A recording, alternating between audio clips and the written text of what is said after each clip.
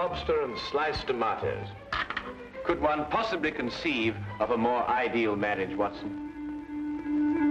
Romeo and Juliet were clearly mismated by comparison. Oh, Watson, aren't you going to join me?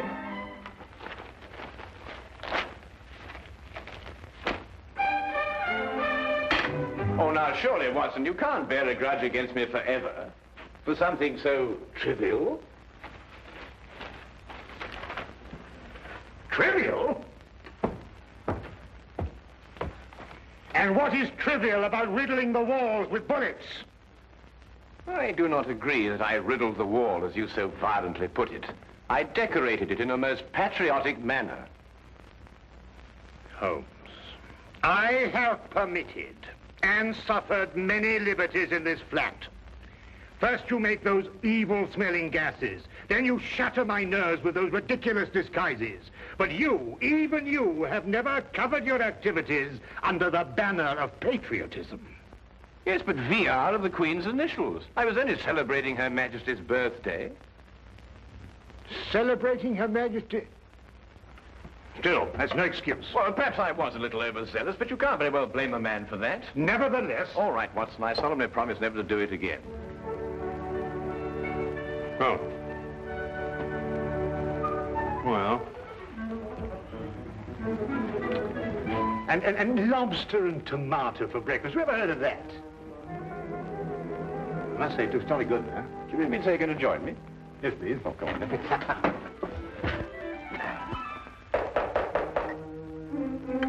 That's strange.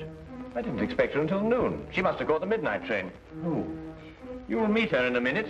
Oh. Now, I wouldn't want her to feel that she was intruding.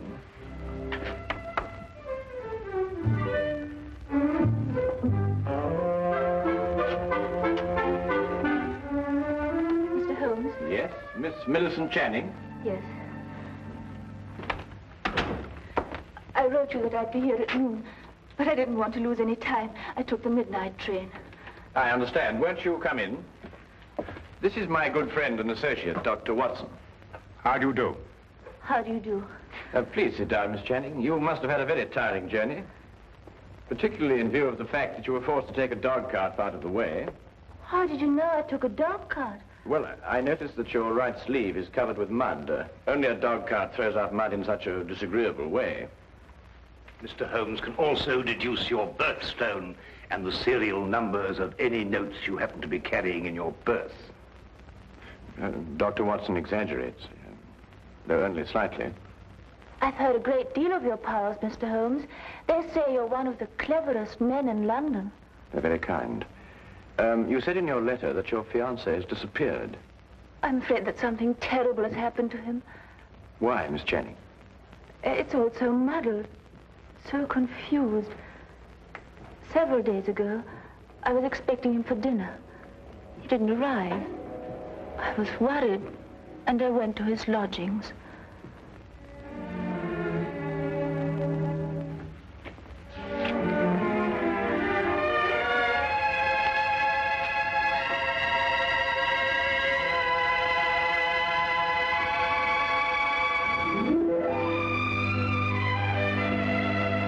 Millicent. They say of Mom it won't come to the mountain. Good heavens, we had a dinner date. At 8 o'clock. Oh, you must forgive me. I've been so deep in this, it completely slipped my mind. Millicent,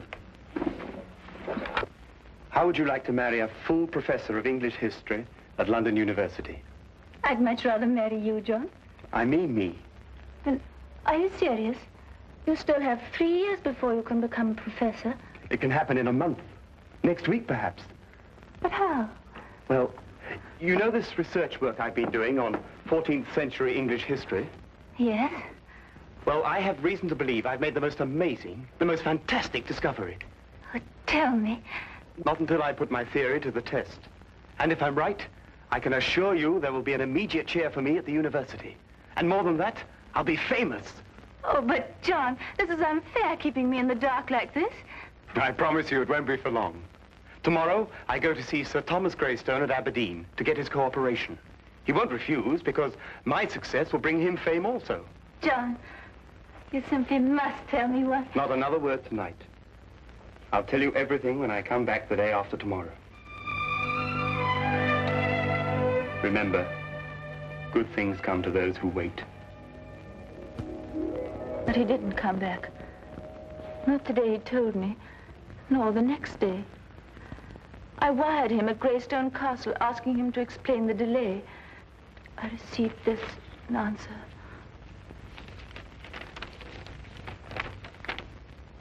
John Cartwright, unknown here. Signed, Greystone. I didn't know what to make of it, Mr. Holmes. Finally, I decided to go up to Aberdeen and talk to Sir Thomas Greystone himself. He must have been mistaken.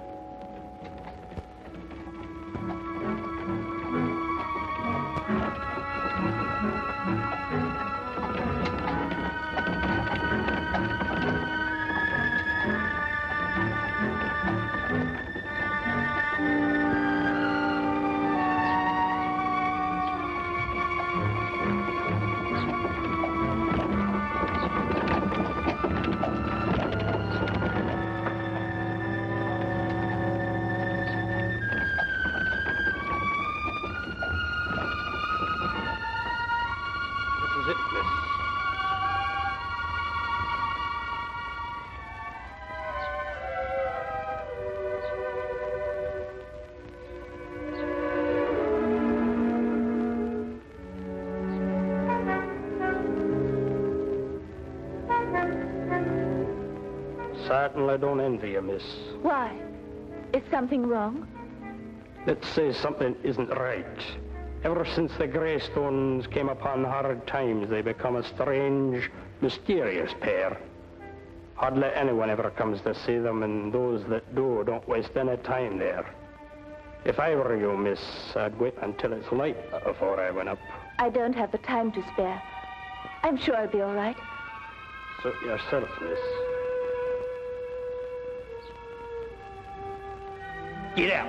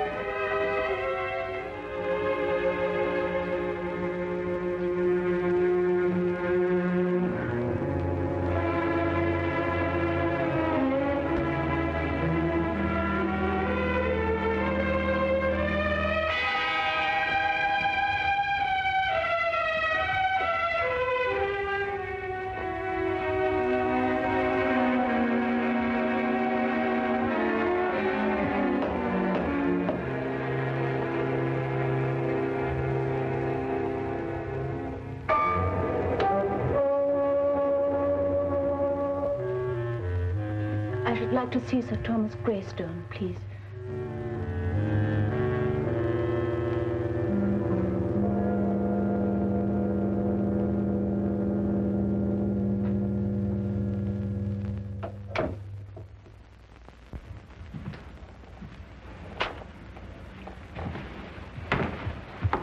My name is Miss Channing. Would you please tell him that... Miss Channing, is it? The lady who sent the telegram? Yes. I hope you don't think me foolish coming here in this way, Sir Thomas. Walter Greystone is my name. Sir Thomas is my father. If you've come to make further inquiries about your Mr. Cartwright, yes, I'd say you were foolish. We've absolutely no knowledge of the gentleman. But I can't understand it. He told me he was coming here to speak to Sir Thomas. About what? About a discovery he made while doing some historical research. He said it was to have brought fame to him and Sir Thomas both. I can assure you, Miss Channing, no one of that nature has been here. No one. But I know he took the 6:10 train on Tuesday. I saw him off. The 6:10 train makes a dozen stops along the way. He could have got off at any one of them. But why? I've no idea, miss. I'm sorry. I'm upset. You see, he's my fiance. I quite understand, but there's nothing we can do. I'm sorry to have troubled you. One moment, miss. That telegram I sent you cost 2 shillings. I'll thank you to reimburse me. Father! Be quiet. I'm not a charitable institution. Are you Sir Thomas Greystone? I am. You didn't say you were. I didn't say I wasn't. 2 shillings, if you please. Thank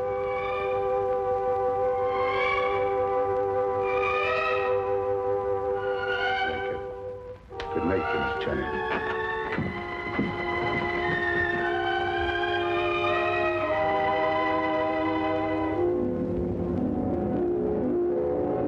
Whatever else I felt about the Greystones, I didn't believe they'd lied to me. Why should they deny they'd seen John? However, as I made my way through the garden, I found this timetable in the bushes.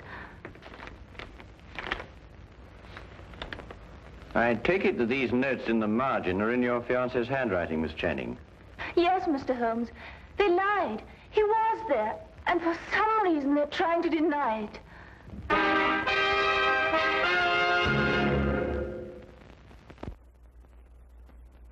He had evidently asked directions to the castle and jotted them down in the margin. Well, it's perfectly evident the Greystones are lying, but why? Here's somebody offering them a chance of fame, they refuse it. There are other considerations more imperative than fame, Watson. Well, what other considerations, for example? That is our problem. You will help me, Mr. Holmes. I'll do my best, Miss Channing. Oh, Watson, the 14th century contained the reigns of what kings? Wait a minute, 14th century? There were some Henrys, and Richard II, of course. Richard II. He was executed, wasn't he? Yes, at Pontefract Castle, September the 21st, 1300 and... Miss Channing, I would appreciate your taking me to your fiancé's flat. To his flat? But why not to Greystone Castle? Well, I would rather not go there unarmed. Why not? We've both got revolvers. I am referring, Watson, to information that may have led to the disappearance of Miss Channing's fiancé. Come along, Miss Channing.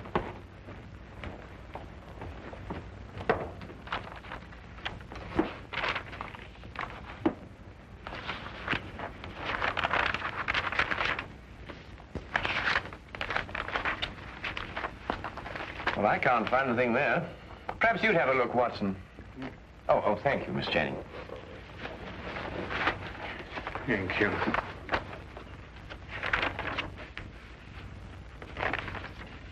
Aha! So this is what Cartwright found so exciting. What is it, Holmes? Well, he certainly deserves his professorship if he understood this. Listen. This pledge unto Richard, I, Richard, do make. To return unto Richard, switcher from Richard I take. Let a Richard look on the northern stair, then 6 and 7 is not fair. Press on and through and tune for 10. Beware thou do not linger then. If thou art in and wist ye moot get out, smite eke the lion upon the snout. Meter and rhyme, perfect. Oh, what's it mean? Well, it's simple enough, Watson. Look here, Holmes, sometimes I think you'd say that a trip to the moon on an umbrella is simple. Yeah. Well, analyze it piece by piece. The first part is nothing more than a receipt. A receipt?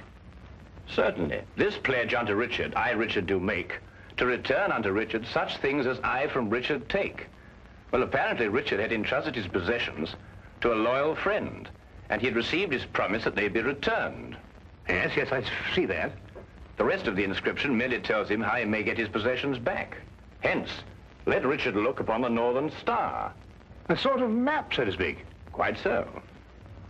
Well, but what's all this got to do with Cartwright's disappearance? Well, in Wilkinson's biography of Richard II, it is mentioned that one of the king's most loyal supporters was Richard Greystone, the original owner of Greystone Castle. Cartwright must have had the idea that Richard had left his possessions with him. So he went up there to prove it? Yes. But that still doesn't answer why John hasn't come back. That answer, Miss Channing, may only be secured at Greystone Castle.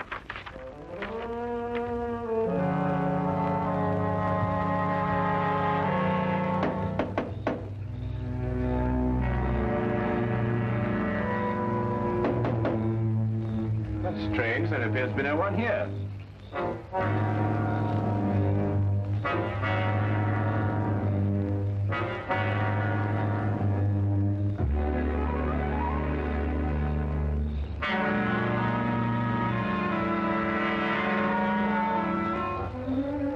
I'll go round and let you in. Aye.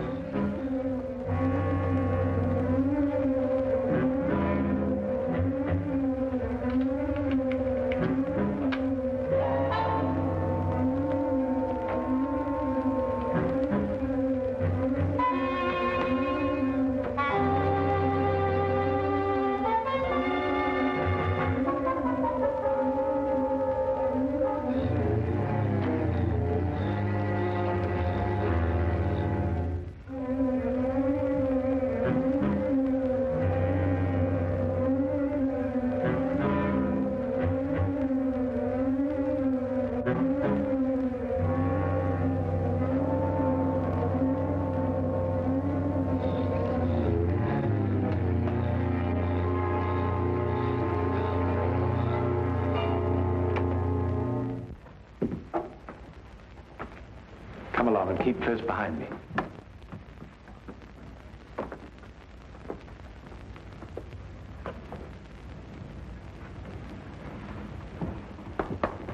This pledge unto Richard, I, Richard, do make.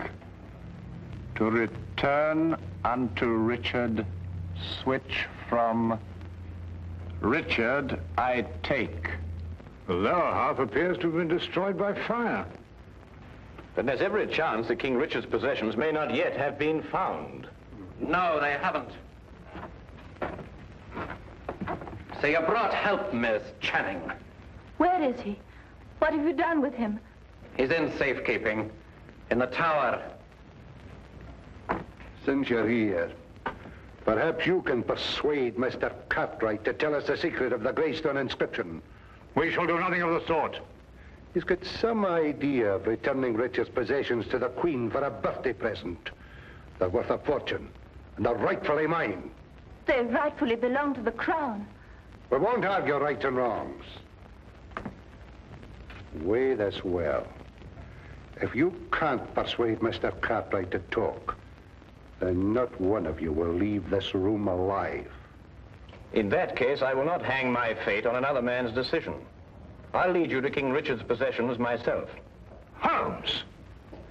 Why be killed over a museum piece, Watson? Let's re-examine the pledge.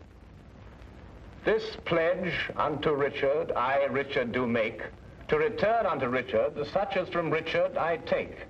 We can understand that much without your help. Go on. The meaning is perfectly clear. Whatever treasure may be hidden here belongs to the royal family and to nobody else. Let Richard look on the northern star. Well, that gives us the direction. Does it? One can look at the North Star from any point in this hemisphere. Your ancestor knew that. He said, let Richard look. And he meant this Richard. In other words, the direction may be found by facing north from this very spot. I am now facing due north. Then 6 and 7 is not far. What does that mean? Merely to pace off 13 steps. 1, 2, 3, 4, 5, 6, 7, 8, 9, 10, 11, 12, 13. Press on and through and down for 10. Press...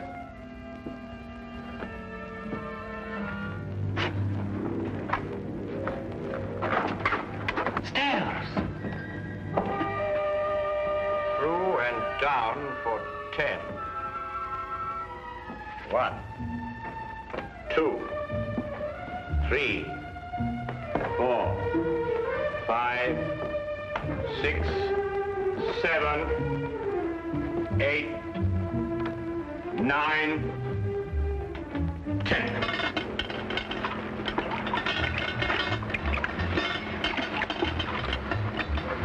Here it is.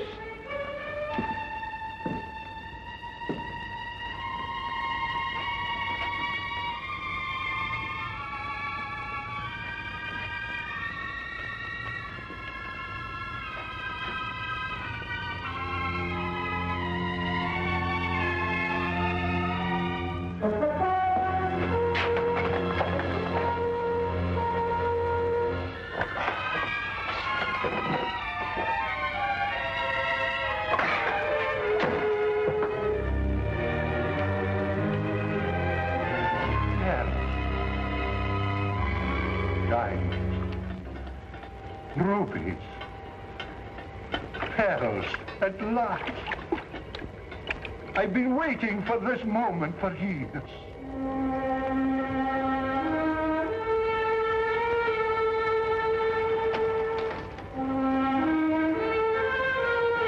Diamonds.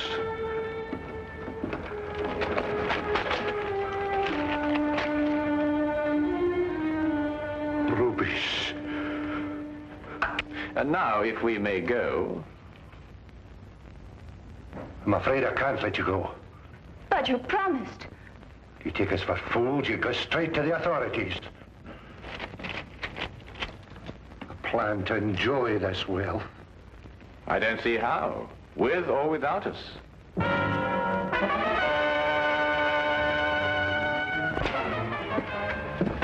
It seems your ancestors arranged for intruders.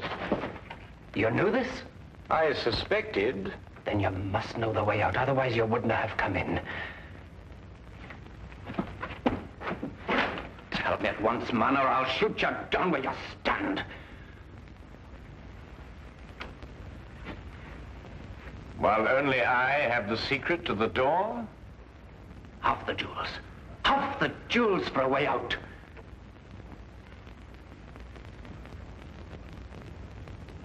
All of them.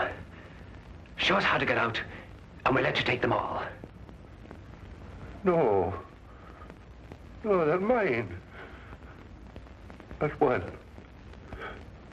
Not a single gold piece. Are you daft, man? You want to rot here forever? The treasure's mine. The treasure's mine. You can't let them have it. Pay no attention. Give me the gun. You can have the treasure. Just the gun, please. The last two lines of the inscription read, as I recall, if you're in and can't get out, strike the lion upon the snout.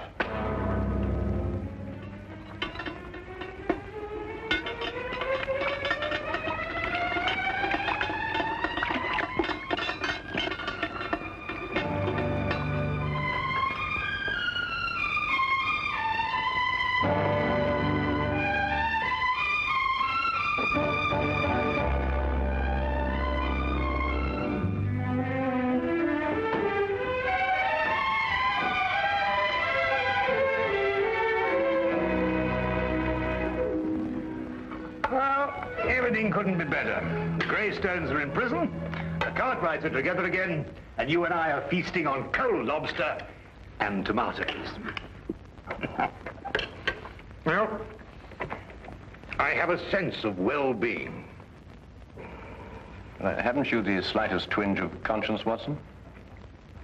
Conscience? No, why? Well, I noticed the gold piece on your watch chain. You filched it from the treasure room. Filched it? Certainly not. I made an application for it from the ministry. Oh, did you? Oh, that was very enterprising of you, Watson. Yes. Why don't you do the same thing, Holmes? After all, don't you want a souvenir? I have one. Oh, that.